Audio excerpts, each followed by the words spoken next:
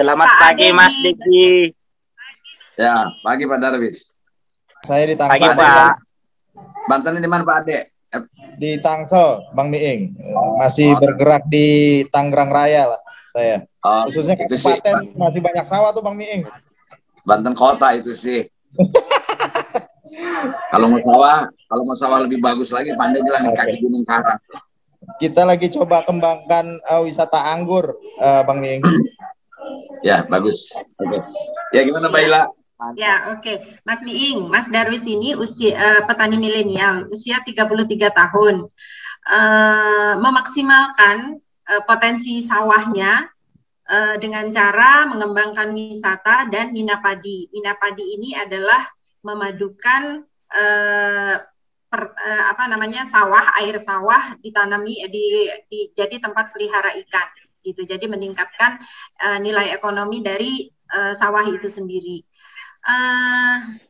Mungkin Mas Miing sudah ikut dari tadi nggak ya? Saya tuh kebetulan belum lihat. Boleh saya putar? Pakai nomor lain, jadi saya mungkin Mbak Ila nggak begitu lihat.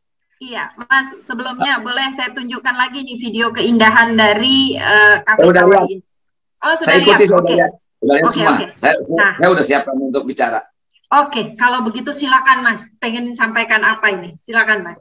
Oke, terima kasih Mbak Ila. Selamat pagi semuanya. Assalamualaikum warahmatullahi wabarakatuh.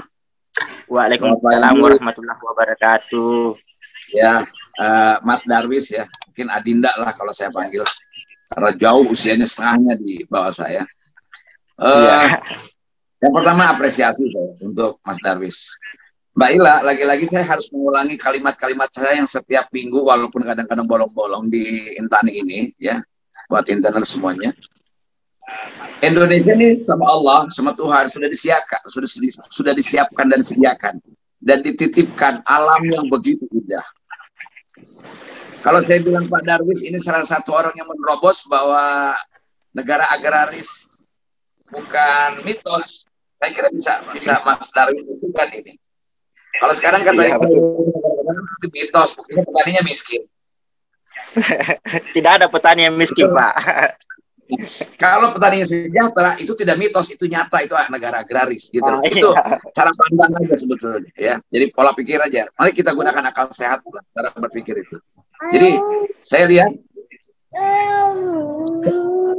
saya ingin mengulangi bahwa Indonesia hanya membutuhkan orang-orang punya gagasan, Mas Ade. Semuanya sudah disediakan sama Tuhan, sama Allah. Dan lahan dan alam ini tidak diberikan pada orang Korea atau pada orang Jepang bahkan, tapi pada Indonesia. Tinggal gagasan. Saya selalu tarik itu. Seandainya para bupati, wali kota, camat, lurah gagasannya seperti ini, saya kira sejahtera rakyat. Jadi penting gagasan. Setuju. Setuju Pak, Ya, setuju. ini modal manusia itu adalah gagasan. Nah, saya lihat Mas Darwis ya. Dia ini juga adalah orang yang punya kesadaran terhadap komunikasi. Apa artinya komunikasi?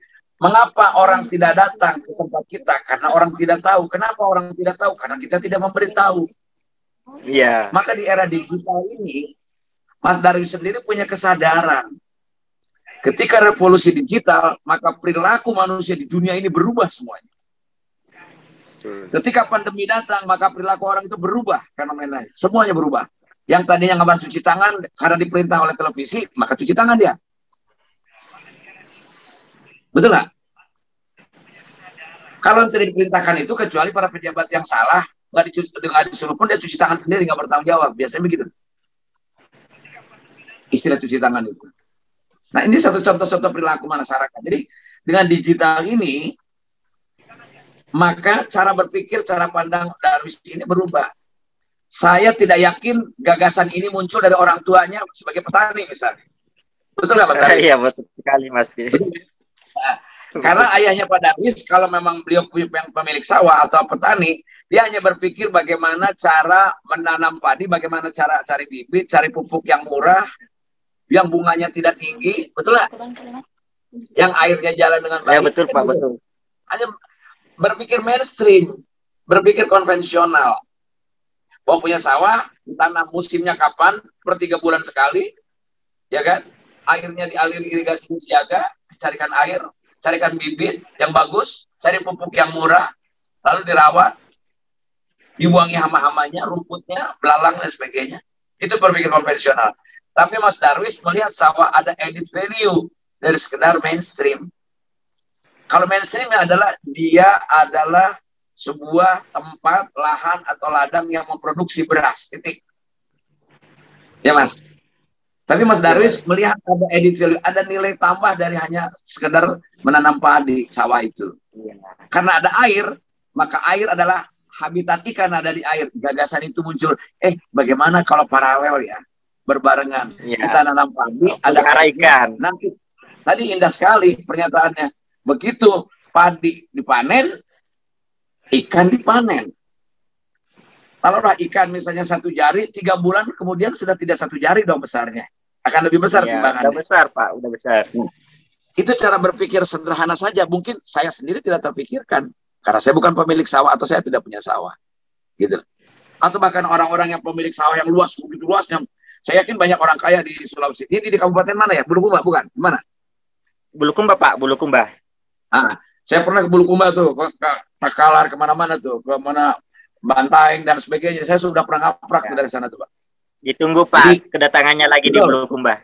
Pokoknya saya jatuh cinta sama Sulawesi Selatan itu ketika perjalanan saya dari Makassar sampai Bulukumba. Di Takalar saya makan jagung ketan yang enak sekali. Dan itu Bantaeng, lihat pesawahannya di kaki gunung. Jadi daerah Sulawesi Selatan itu dia kolaborasi antara pegunungan dengan lautan. Betul kan? Iya. Jadi kalau kita jalan itu, ke kiri kita lihat gunung, ke kanan kita lihat pantai. Dasar keren. Artinya apa?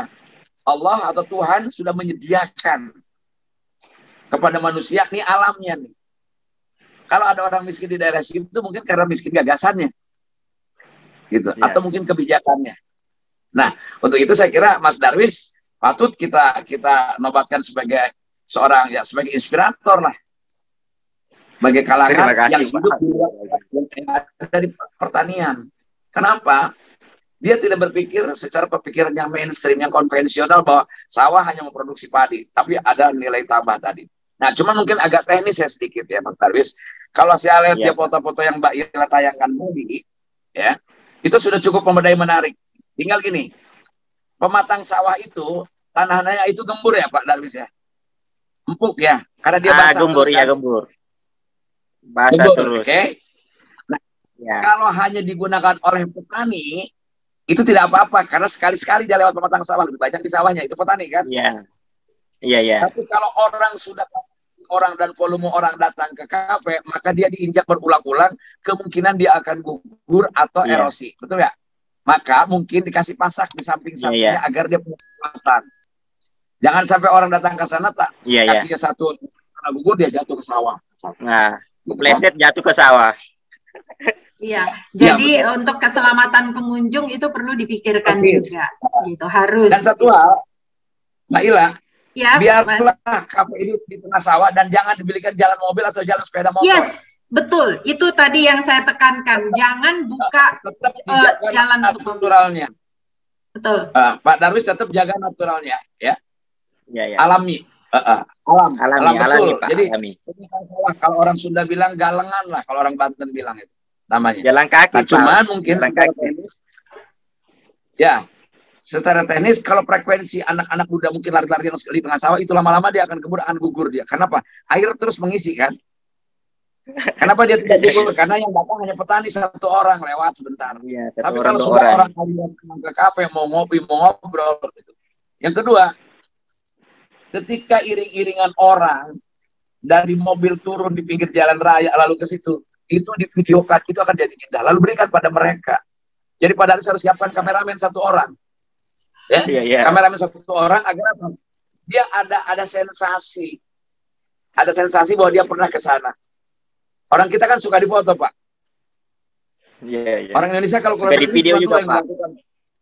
Orang Indonesia kalau keluar negeri cuma dua yang dilakukan. Kalau nggak belanja, kalau nggak foto. Jarang yang ke museum. Ya, jadi saya lihat ini akan menarik itu galengan. Kemudian Pak Darwis, gunakan material yang memang alami. Kalau perlu tidak boleh ada cat di sana. betul-betul natural. Jadi pohon gelondongan, itu apa, atap rumbia dan lain sebagainya.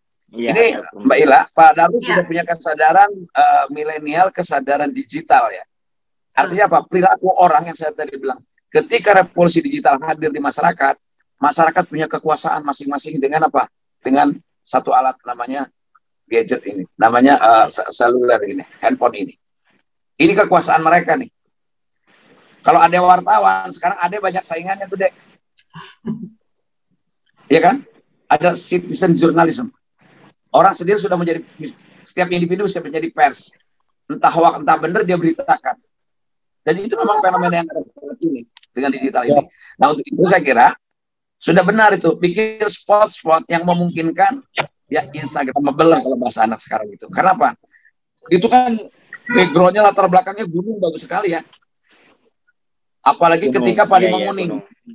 Nah, kalau bisa, Pak Dar, bisa ingin kasih ini. Ini dengan kafe sawah aja sudah menarik judulnya. Kalau orang-orang di Bandung misalnya, di Cihideng, di Dusun Bambu, itu kafe sudah jadi, lalu dibikin sawah baru. Kalau ini memang sawah, ini beda. Banyak kok di Bandung juga, di Ciwidey ada sawahnya dibikin baru. Seolah-olah memang dia kembali ke alam dekat sawah gitu. Atau revitalisasi dari sawah-sawah di sekitar. Sawahnya tidak banyak. Kalau ini sawahnya banyak, artinya apa? Nah, bisa ada ide dari Belanda, dari Jepang misalnya. Belanda atau Jepang itu kalau tidak salah musim tulip dan sakura itu antara April Mei ya, Mbak Ila ya. Ya, betul. April. Pak Darwis, ingatkan, kira-kira padi menguning itu bulan apa kalau tanam padi dari 3 bulan apa? Maka bisa sebut saja kalau nanam Januari, Februari, Maret. Hah?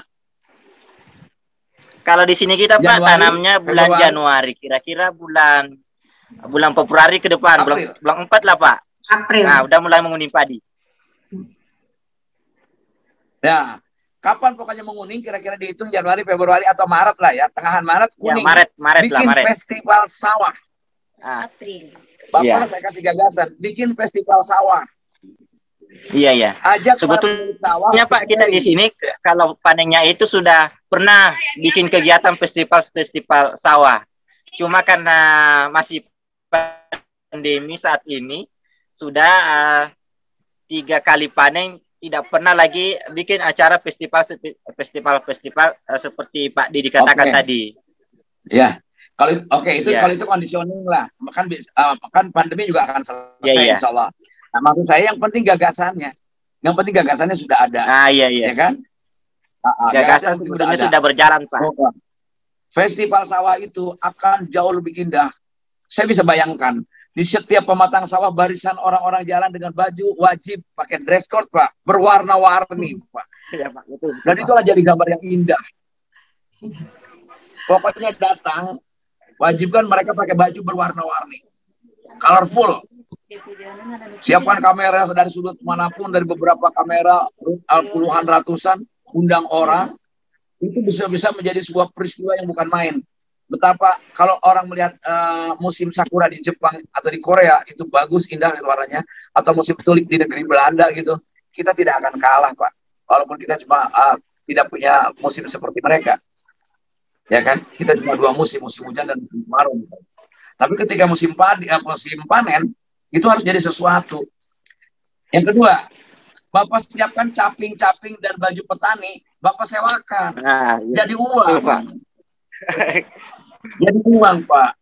Orang-orang kota, orang Makassar, sebetulnya, ya toh?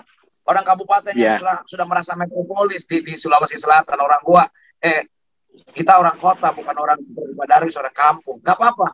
Kita siapkan baju hitam petani, siapkan pacul, siapkan caping. Seolah dia petani dan ibu-ibu petani untuk difoto sama-sama. Kalau foto dia pakai celana jeans, pakai kaos biasa, dia seperti orang kota biasa saja. Tapi kalau dia punya foto pribadi sebagai petani di tengah pematang sawah yang biasa, Pak, udah biasa. Gitu ya. Nah, jadi gagasan ini penting berkembang, Pak, kalau udah kayak gini gitu. Jadi nilai-nilainya itu jangan-jangan, Pak, itu revenue dari wisatanya lebih tinggi daripada jualan padinya. Karena apa? Karena beras impor banyak, padi kita murah. Nah, iya Pak, betul. Betul Betul kan? Pak. Nah, Iya, iya. tolong ceritakan ini kepada Kepala Dinas Pertanian, Kepala Dinas Pariwisata. Ya, agar apa? Airnya tidak boleh berhenti irigasi. Begitu Iya, loh. iya. Ya. Iya Pak. Cuman saya ingin sampaikan, kalau bisa secara berangsur-angsur kurangi, bahkan hilangkan pestisida. Sebab apa? Makan ikan yang meminum air pestisida itu gak bakal sehat dan orang gak mau makan. Iya, betul, betul. Gitu. Saya waktu kecil main di sawah itu nyari ikan, kalau orang Sunda benter, ikan-ikan segede jempol gini, itu bukan main, kita menjadi sesuatu yang exciting betul. Anak-anak kecil zaman saya dulu. Ya kan? Nyari belut, nyari ikan kecil itu di sawah ada. Kenapa? Dulu tidak ada pestisida sehingga semua biota itu hidup. Iya, iya. Mbak Ila, Mbak Ila, ya Mas. saya pernah berkunjung ke Scuba, ya walaupun saya bukan Komisi Pertanian dulu, saya pernah dengan Pak Rahmat Gobel waktu itu. Ya. Ke Scuba, itu daerah pertanian di Jepang. Itu hampir semua belalang sebagai jenis biaya apa itu. Jadi ekologinya masih semuanya lengkap ya. Bukan. Justru yang saya kaget, Profesor Jepang itu membawa jangkrik segala macam dari Indonesia. Binatang-binatang sawah dia bawa dijadikan penelitian dari Indonesia. Saya tanya, buat apa, Prof? Dia bilang di Indonesia semua binatang yang ada di sawah dibunuh, disemprot. Kalau di Jepang dipilih yang mana yang produktif untuk menyuburkan padi, kendati itu belalang. Mana yang memang merusak. Kalau di kita kan sampai tikus-tikus dibasmi kan. Makanya sebetulnya kan tidak dibasmi, seharusnya dikendalikan. Dikendalikan Pak, dikendalikan. Jadi orang setrum untuk tikus itu kan di sawah kan. Iya. Nah di sini negara atau pemerintah harus hadir bagaimana memberikan advice, memberikan penerangan kepada masyarakat ini. Jangan terus hanya memproduksi pupuk agar perusahaan besar bisa hidup dengan pupuk, sementara membunuh rakyat dengan cara pelan-pelan. Dengan kesehatan yang tidak sehat, mengkonsumsi barang-barang yang pakai kimia gitu loh. Sekarang kita kembali natural kepada orang pertanian orang zaman dulu kita, pelan-pelan walaupun tidak seluruhnya. Karena butuh waktu tahunan untuk mengembalikan sifat tanah ya, tanah yang sudah mulai asam itu harus ditunggu beberapa tahun untuk bisa kembali murni. Nah, jadi kepada Pak Darwis saya kira ini menjadi penting dipikirkan agar orang-orang bisa ngejar-ngejar jangkrik, anak-anak kecil atau belalang atau apapun serangga-serangga lainnya. Itu indah. Dan sekarang kupu-kupu pun sudah tidak mau juga lahir ada di sawah. Kalau dulu zaman kami dulu kecil, kupu-kupu yang warna-warni. Dan itu menjadi kekayaan. Jadi apa? Biota yang ada di sawah itu jangan dibunuh secara membabi buta. Dikendalikan semuanya. Nah ini, dengan adanya wisata ini, mudah-mudahan Pak Darwis bisa menjaga ekosistem yang ada. Ekosistem yang ada, ya, itulah yang artinya. Wisata boleh, bertani boleh, tapi dia punya kesadaran lingkungan yang tinggi. Itu poinnya beda, Pak. Dunia akan datang, Pak. Orang asing akan datang ke tempat Bapak, Pak. Kalau orang kita mungkin hanya sekedar foto. Tapi orang sana biasanya akan berpikir, oh ini harus begini, gitu loh, Pak. Nah, waktu itu saya kira, ini menjadi penting. Kembali lagi, Mbak Ila, Pak. Kita butuh. Intani itu harus menghadirkan orang-orang yang bernas dan bergagasan. Ini saya kira, saya nyatakan sebagai orang yang selalu komentar di tiap minggu ini, Pak Darwis layak menjadi narasumbernya Intani, gitu. Ini penting. Jadi Intani menyeleksi orang-orang yang memungkinkan layak dan tidak layak yang muncul. Yang belum layak kita berikan advice, kita bina terus agar dia layak muncul menjadi inspirasi, gitu. Saya kira itu ya beberapa catatan ya Pak. Pematang kawah. Kemudian alat-alat material yang alami, kemudian pestisida tolong dijaga gitu. Kemudian juga penyewaan alat-alat atau baju-baju dari bahan alami, Pak. Ya, passionnya untuk pertanian atau dress code misalnya dia foto di sana. Dan yang terakhir gagasan saya walaupun sudah dilaksanakan, kembalikan lagi festival sawah agar semuanya bisa menjadi contoh. Mudah-mudahan Kang Ade bisa nyontoh untuk teman-teman kita di Banten, di daerah Panimbang, Labuan, itu sawahnya lengkap. Nas, Gunung Karang, Gunung Pulau Sari, itu kebetulan saya memang orang Pandeglang, jadi saya paham betul itu dapil saya itu dulu kan. Jadi saya kira Pak Ade di Banten butuh lah pemimpin yang punya gagasan. Siap. Dari tingkat kepala desa sampai bupati, kan?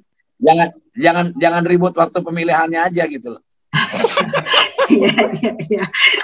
Baiklah. Setelah jadi harus berkonsultasi. Betul. Ya. Setuju. Artinya setelah terpilih harus menyumbangkan gagasannya, gitu loh. Jadi pemimpin sekarang kalau mau maju rakyat mau sejahtera tidak cukup hanya memberikan uang 50.000 untuk memilih dia, tapi dia harus menyumbangkan gagasannya, gitu loh. Nah, oke, sekali lagi Mbak Ila, terima kasih kesempatannya. Buat Pak Darwis, selamat dan selamat. Mudah-mudahan besok ada Darwis berikutnya yang muncul dari sawah. Dan mudah-mudahan ayahandanya bangga. Amin. Bahwa Anda petani, tapi tidak harus. Terima kasih Pak Dedi atas segala masukan-masukannya. Wisata, gitu. Oke. Ya. Dan orang selain makan tapi juga berwisata. Saya kira demikian Mbak Ila. Terima kasih. Iya. Terima kasih Mas. Ini namanya kuliah umum ini. Ya, Mas Darwis, ini adalah kuliah umum dari seorang artis terkenal Indonesia tentang marketing komunikasi. Luar biasa tadi itu. Ini makanya saya diemin aja biar tergali semuanya, tersampaikan semuanya. Luar biasa. Kita harus buka kelas khusus ini nanti ya. Kita akan buka kelas khusus, kemudian coachingnya adalah Mas Miing, bagaimana membranding sebuah usaha, ya, sebuah bisnis. Luar biasa.